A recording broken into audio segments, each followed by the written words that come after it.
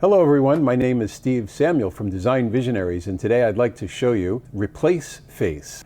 I have here the industrial design of a watch, and I need to put the volume button and the on-off switch on the watch. And so in order to proceed, I'm going to use a very simple technique. So the first thing I'm doing is doing an extrusion of both shapes, the volume button and the on-off button, and that's just a simple solid. Say okay.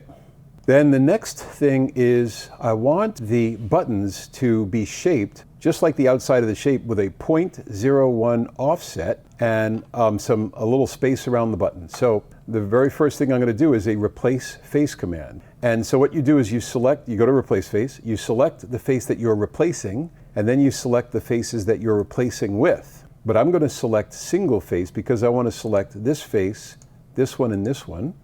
And I also want to make a 0.01 offset, so when you're using this watch, you can run your finger over the side and feel it just right. So there you have it.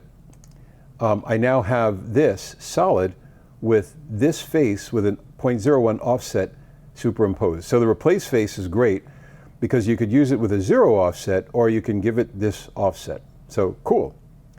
So the next thing I'm going to do is do that again. So I'm in the replace face function. I'm going to select the face. Then I'm going to go to select face, make sure it's single face. Select this one, this one, this one, and this one, and that one. So there's more faces. I'm going to put the offset of 0.01 in there and say OK. So there you have it. Those are the solids that are forming my buttons. However, there's a little surround and there's a little blend on those buttons. And so I'm going to go to the subtract option, subtract, and I'm going to make sure that I'm keeping the tool. So here's my target body, and then I've got the two tools, these two solids, and I say OK.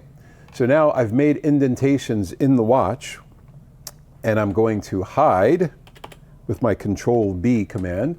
I'm going to hide the buttons for a second, so that I can do an offset, which is another synchronous modeling technique, an offset, and I'm going to offset tangent faces, that face and that face, with a minus 0.005, and say OK.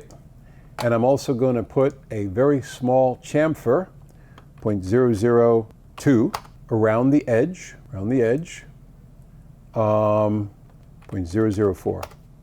That looks good. Say OK. I'm going to say Control-Shift-K, bring the buttons back, say OK, Control-J, and I'm going to select the buttons and give them a nice black patina. And finally, I'm going to make a little chamfer on the edge, or a little blend on the edge of the buttons, 0.0125, and select those edges. That'll make it a little bit more comfortable. Say OK. And there is the design. I'm going to say Control-W and get rid of my sketches, and I'm going to get rid of my datum planes, hide that is. And then Control-W, let's get rid of the datum axis, that's fine. And then I'm going to do, I'm a fan of the true shading. And now that is a pretty nice industrial design, I would say. I still need to tweak it more. I did conic blends on here with a 0.6 RHO. I did the subdivide face to show the lettering and show how it would look on the band, and a number of other operations. If you want to see all the different things that I did to make this model, I'm going to make the model available on designvisionaries.com on the goodies tab. And again, my name is Steve Samuel from Design Visionaries. I hope you've enjoyed this video and this technique, and I love being part of this wonderful community of creative people. So thank you very much. Please like and subscribe if you can, and I'll see you online next time.